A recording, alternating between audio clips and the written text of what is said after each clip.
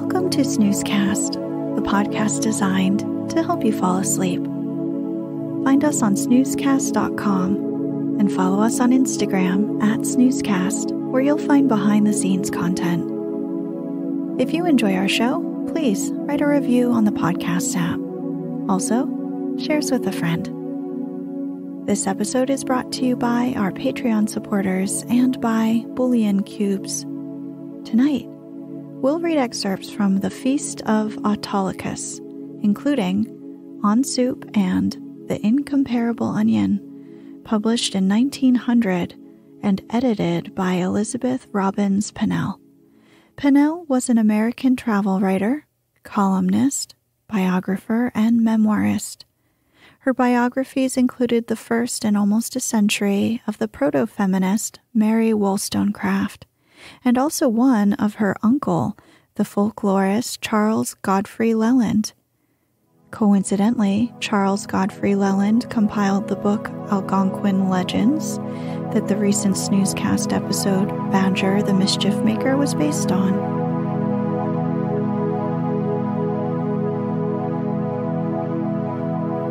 Let's get cozy. Close your eyes.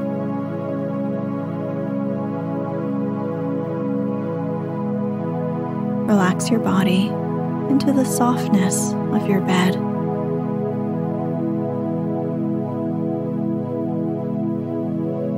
Now, take a few deep breaths.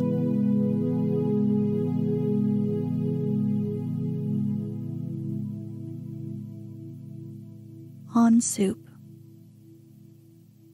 When all around the wind doth blow, draw close the curtains, build up a roaring fire, light lamp and candles, and begin your dinner with a good, mind you, dish of soup. Words of wisdom are these, to be pondered over by anyone who would make her evening dinner a joyful anticipation, a cherished memory. Magical, indeed, is the spell good soup can cast. Of its services as medicine or tonic, why speak?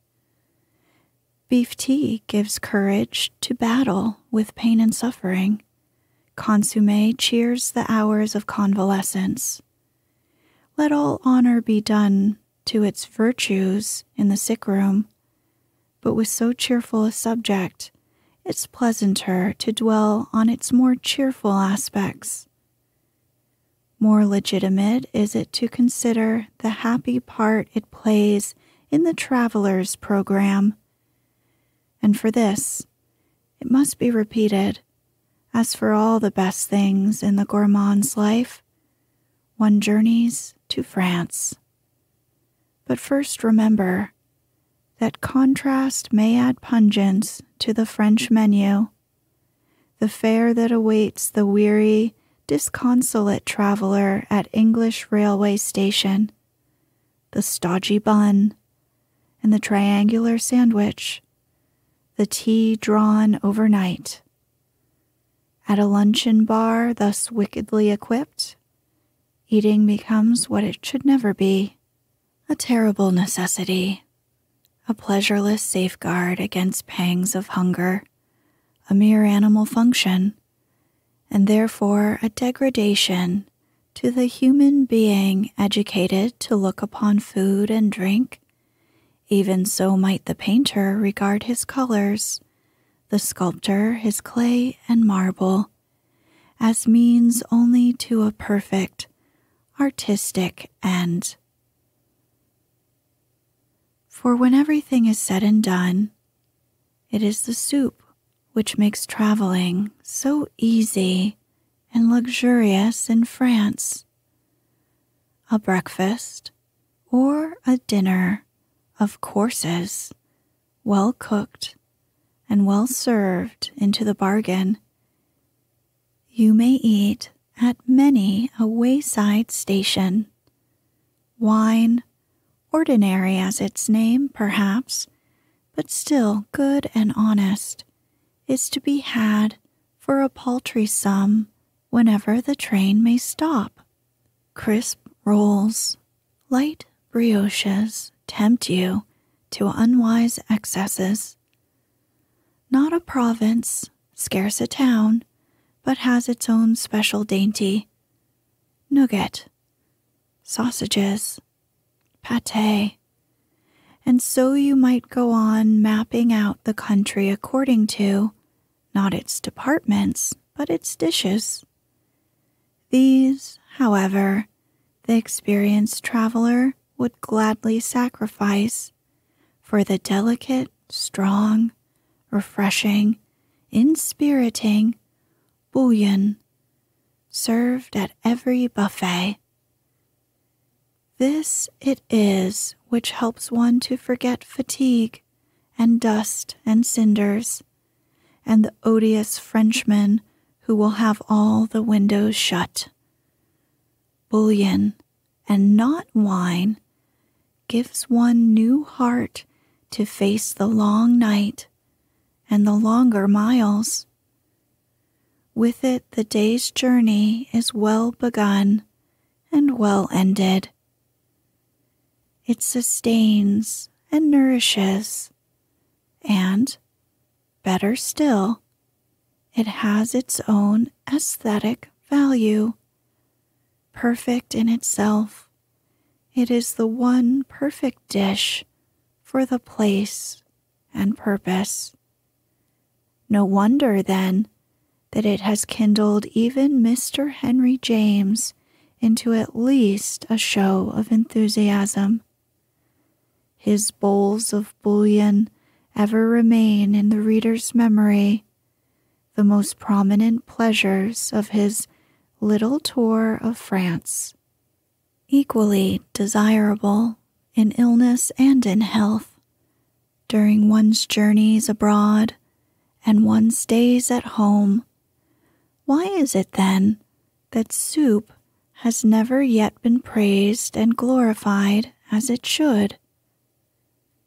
How is it that its greatness has inspired neither ode nor epic, that it has been left to a parody, clever to be sure, but cleverness alone is not tribute sufficient, in a child's book, to sing its perfections? It should be extolled, and it has been vilified. Insults have been heaped upon it. Ingratitude from man has been its portion. The soup tureen is as poetic as the loving cup. Why should it suggest but the baldest prose to its most ardent worshippers? Thick or clear, whispers the restaurant waiter in your ear as he points to the soups on the bill of fare.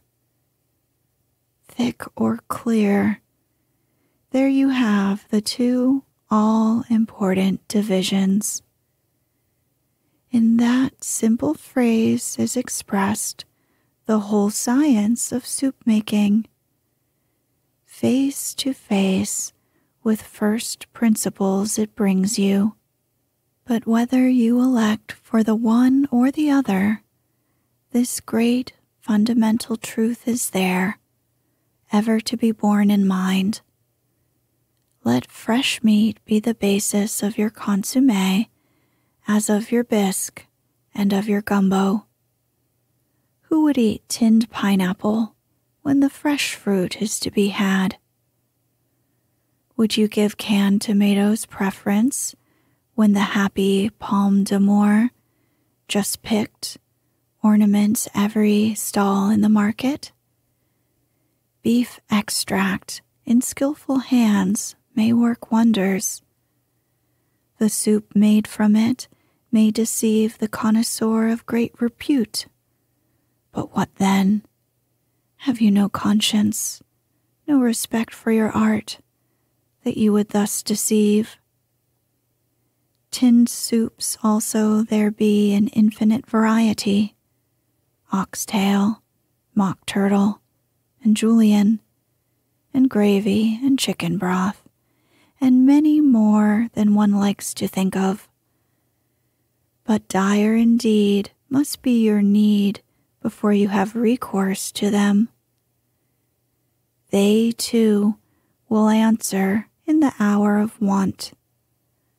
But at the best, they prove but makeshifts, but paltry make-believes to be avoided, even as you steer clear of the soup vegetables and herbs, bits of carrot and onion and turnip and who knows what, bottled ingeniously, pretty to the eye, without flavor to the palate.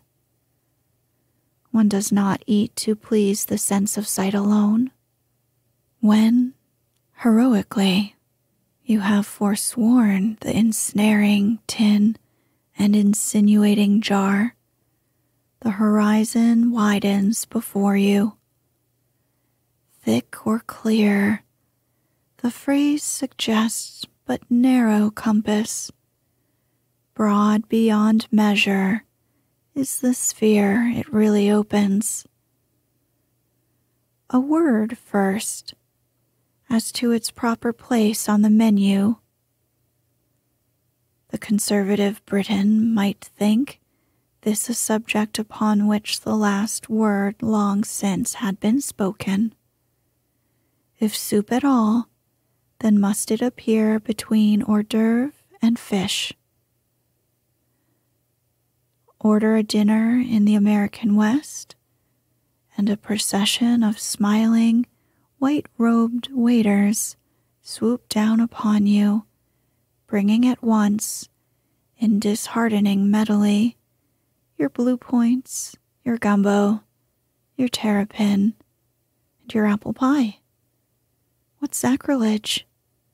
In the pleasantest little restaurant in all Rome, close to the piazza, within sound of the Corso, was once to be seen any evening in the week. The grand consommé is the basis of all soup, and sauce-making too. Among the ingredients of this consummate bouillon there are directions, large and lavish, as would the economical housewife read with awe and something of terror. Veal and beef and fowl, and rabbit and partridges of yesteryear, these be no more than the foundation. Thrown into the marmite in fair and fitting proportions, then must they be watched, anxiously and intelligently, as they boil. Spoonfuls of the common bouillon should be poured upon them from time to time. There must be added carrots and onions, and celery and parsley, and whatever aromatic herbs may be handy, and oil if you have it. And after 4 hours of boiling slowly and demurely over a gentle fire, and next, straining through coarse linen, you may really begin to prepare your soup. If to these heights alone the ordinary man or woman may not soar, then will be the good, substantial, everyday bouillon or pot-au-feu made of beef alone, but ever flavored with vegetables, fulfill the same purpose. Not so deliciously, but still fairly well. In households where soup is, as it should be, a daily necessity, stock may be made and kept for convenience. But if you would have your pot-au-feu in perfection, let the sauce, or marmite, the English word is commonplace, the French term charms, be not of iron, but of earthenware, rich tawny brown, or golden green in color, as you see it in many a French marketplace. If the least feeling for artistic fitness dwells within your soul. 7 hours are needed for this. With good bouillon, there's nothing the genius may not do. Into it the French chef puts a few small slices of bread, and, as you eat, you wonder if terrapin or turtle ever tasted better. With the addition of neatly chopped carrots and onions and turnips and celery, you have julienne, or, with dainty asparagus tops, sweet fresh peas, tiny stinging radishes, delicate young onions. This last, surely, is the lyric among soups. Decide upon cheese instead, vermicelli, macaroni. Each will prove a separate ecstasy, if you but remember the grated Parmesan that must be sprinkled over it without stint, as in Italy. Days there be when nothing seems so in keeping as rice, others, when cabbage hath charm, that is, if first in your simmering bouillon a piece of ham, whether of York, of Strasbourg, or of Virginia, be left for 3 hours or more. Again, to thicken the golden liquid with tapioca may seem of all devices the most adorable. And so may you ring the changes day after day, week after week, month after month. If of these lighter soups you tire, then turn with new hope and longing to the stimulating lists of purees and cremes. Let tomatoes, or peas, or beans, or lentils, as you will, be the keynote. Always you may count upon a harmony inspiriting and divine, a rapture tenfold greater if it be enjoyed in some favorite corner of your restaurant, where the masterpiece awaits the chosen few. Or if, when London fogs are heavy and life proves burdensome, comfort is the very name of broth, then put it to the test in its mutton, Scotch, chicken, or dozen or more varieties, and may it give you new courage to face the worst. But if, for pleasure solely, you eat your soup, as you should, unless illness or the blue devils have you firm in their grasp, a few varieties there be which to all the rest are even as is the rose to lesser flowers, as is the onion to vegetables of more prosaic virtue. Clams are a joy if you add to them but salt and pepper, cayenne by preference, and a dash of lemon juice. As a chowder, they are a substantial dream to linger over, but made into soup, they reach the very topmost bent of their being. It is the end for which they were created. Of oysters, this is no less true. Veal stock or mutton broth may pass as prosaic basis of the delicacy, but better depend upon milk and cream, and of the latter be not sparing. Mace, in discreet measure, left flowing in the liquid, will give the finishing, the indispensable touch. Oh, the inexhaustible resources of the sea! With these delights rank bisque, that priceless puree made of crayfish. In this case, a pinch of allspice instead of the mace. The Incomparable Onion. Too often, the poet sees but the tears that live in an onion, not the smiles. And yet the smiles are there, broad and genial, or subtle and tender. Rose among roots, its very name revives memories of pleasant feasting. Its fragrance is rich forecast of delights to come. Without it, there would be no gastronomic art. Banish it from the kitchen, and all pleasure of eating flies with it. Its presence lends color and enchantment to the most modest dish. Its absence reduces the rarest dainty to hopelessness and the diner to despair.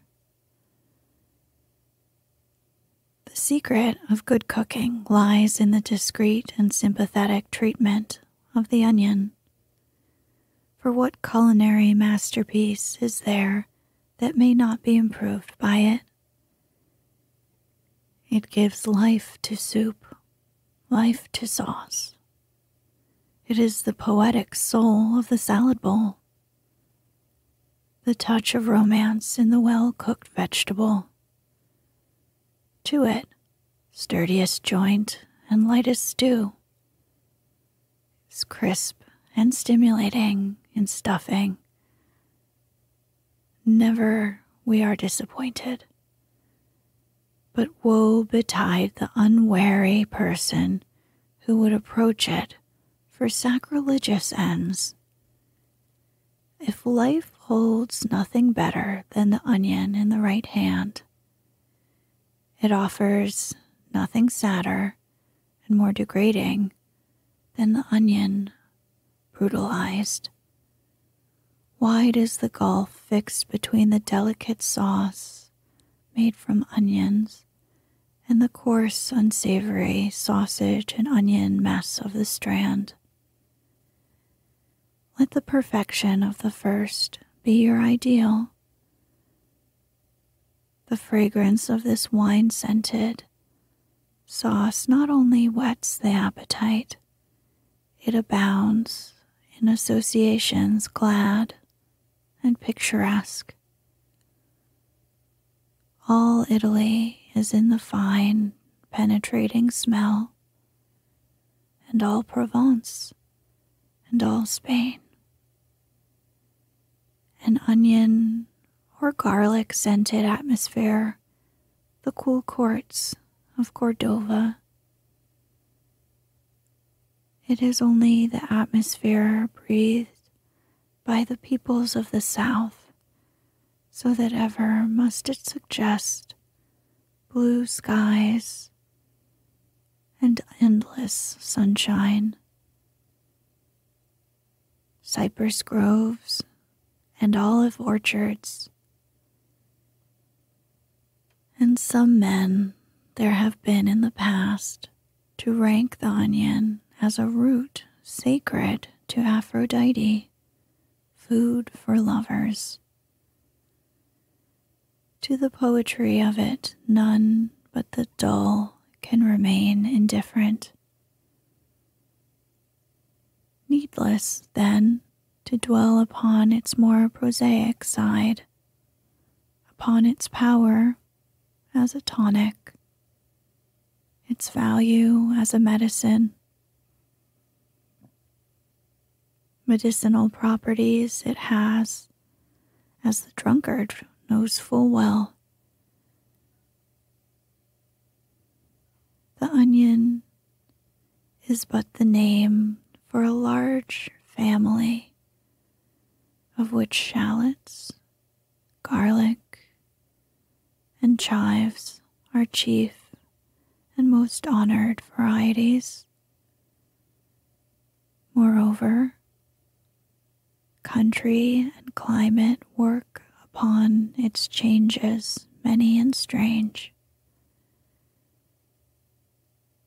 In the south, it becomes larger and more opulent. And yet, as it increases in size, it loses in strength. Who shall say why? And the loss, truly, is an improvement.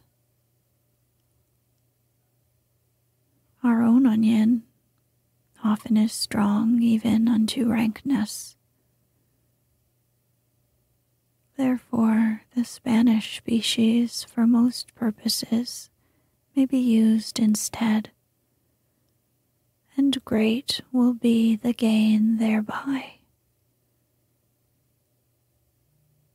Still further south, still further east, you will journey but to find the onion fainter in flavor, until in India it seems but a pale parody of its English prototype. And again, at different seasons, very different are its most salient qualities.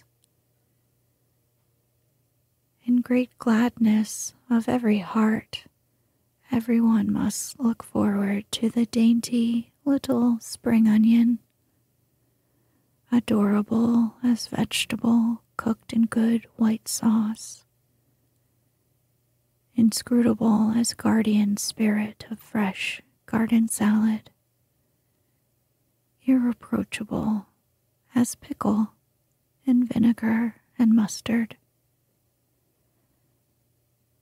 Garlic is one of the most gracious gifts of the gods to men, a gift, alas, too frequently abused.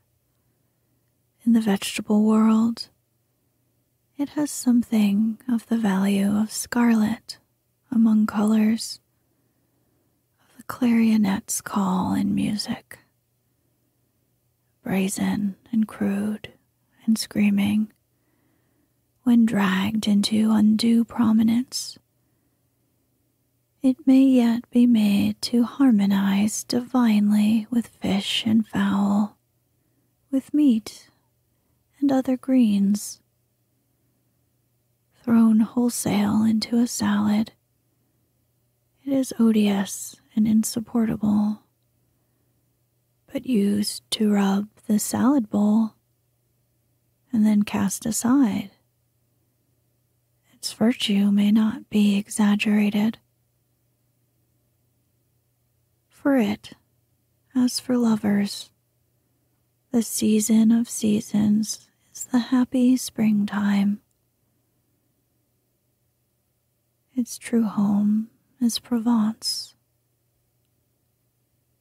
What would be the land of the troubadour without the ale that festoons every greengrocer's shop, that adorns every dish at every banquet of rich and poor alike, of its saffron as of its ale?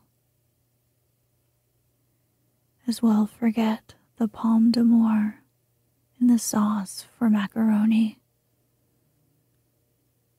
or the rosemary and the thyme on the spit with the little birds. To the onion, the shallot is as the sketch to the finished picture. Slighter, it may be, but often subtler and more suggestive. Unrivaled in salads and sauces, it is without compare in the sumptuous seasoning of the most fantastic foods. It does not assert itself with the fury and pertinacity of garlic. It does not announce its presence with the self-consciousness of the onion. It appeals by more refined devices, by gentler means, and is to be prized accordingly. Small and brown, it is pleasant to look upon as the humble wild rose, and, though it never attains to the untempered voluptuousness of the onion, it develops its sweetness and strength under the hottest suns of summer. In July, August, and September does it mature. Then do its charms ripen.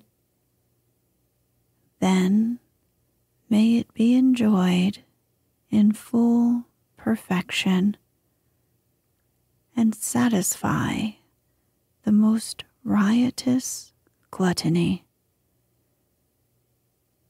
Shallots for summer by preference, but chives for spring. The delicate chives, the long, slim leaves, fair to look upon, sweet to smell, sweeter still to eat in crisp green salad. The name is a little poem.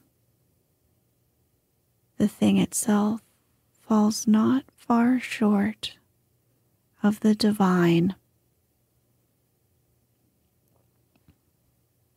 Other varieties there be, other offshoots of the great onion, mother of all.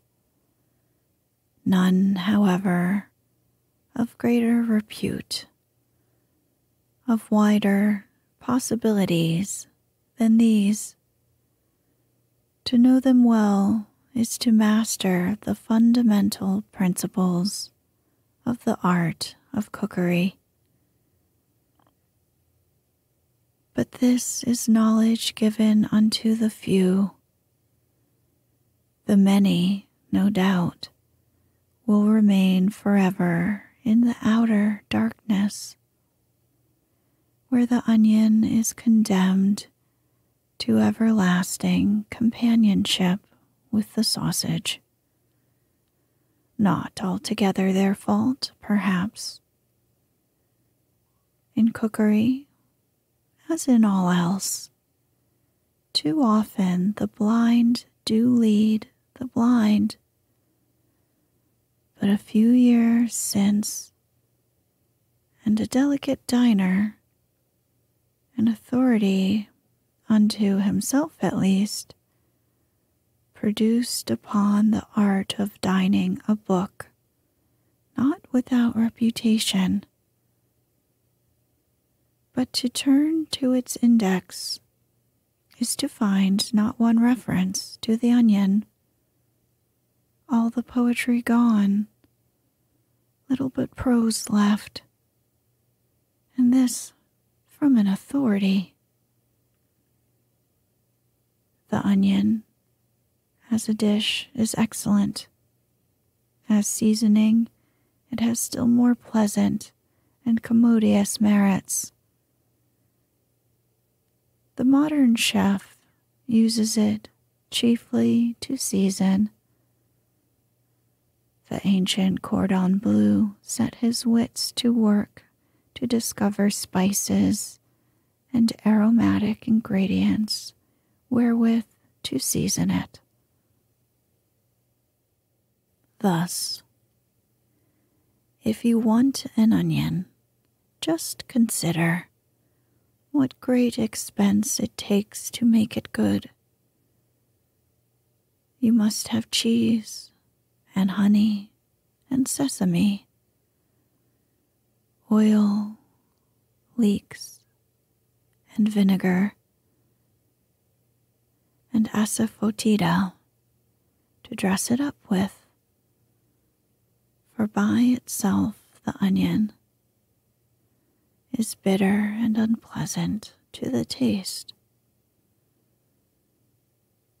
A pretty mess indeed, and who is there brave enough today to test it? Honey and an onion. It suggests the ingenious contrivances of the medieval kitchen. The most daring experiment now would be a dash of wine, red or white, a suspicion of mustard, a touch of tomato in the sauce for onions, stewed or boiled, baked or stuffed. To venture upon further flights of fancy, the average cook would consider indiscreet. Though to the genius all things are possible. However, its talents for giving flavor and character to other dishes is inexhaustible. There is no desire more natural than that of knowledge. There is no knowledge nobler than that of the gullet science.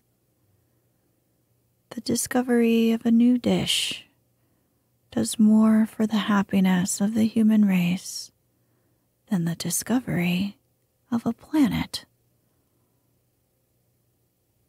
What would be Talleyrand's record but for that moment of inspiration when, into the mysteries of Parmesan with soup, he initiated his countrymen? To what purpose the Crusades? Had crusaders not seen and loved the garlic on the plains of Ascalon, and brought it home with them, their one glorious trophy?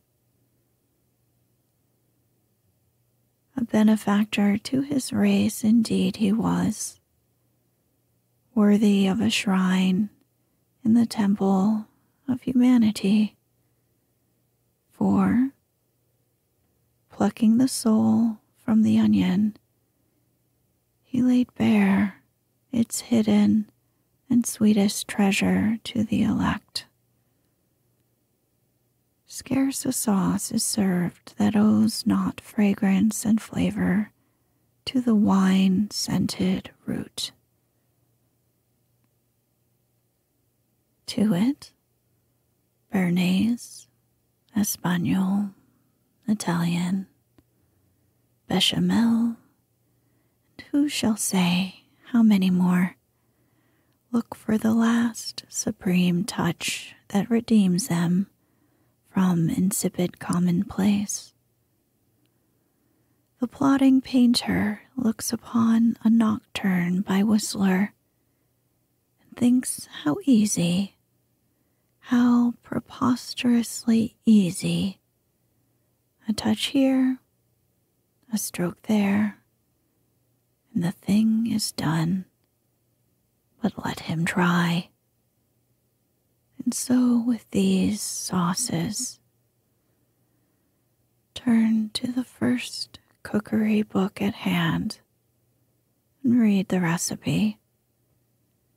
Peel 4 large onions and cut them into thin slices. Sprinkle a little pepper and salt upon them, together with a small quantity of nutmeg.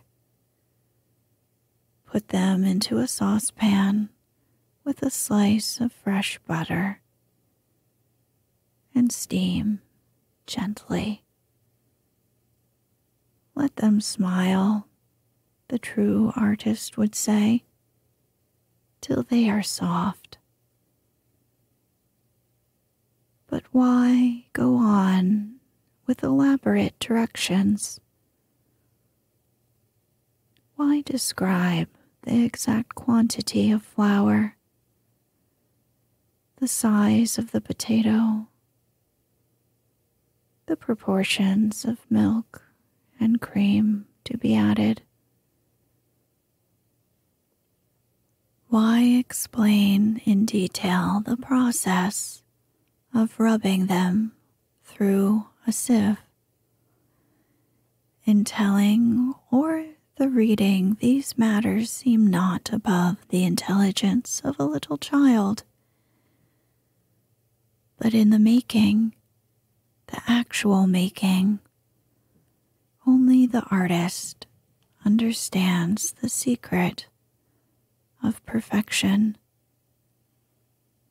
and his understanding is born within him, not borrowed from dry statistics and formal tables.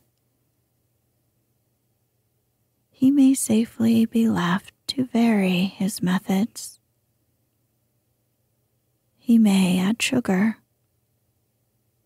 He may omit nutmeg. He may fry the onions instead of boiling, for love of the tinge of brown, rich and somber, thus obtained.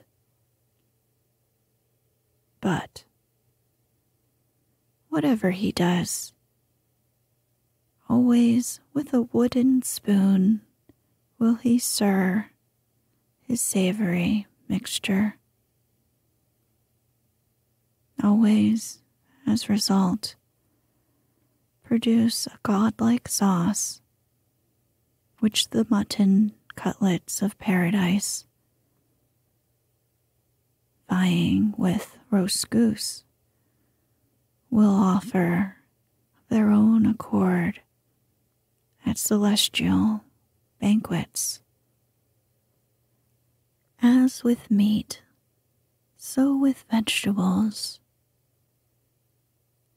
Few are not the better for the friendly companionship of the onion or one of its many offshoots.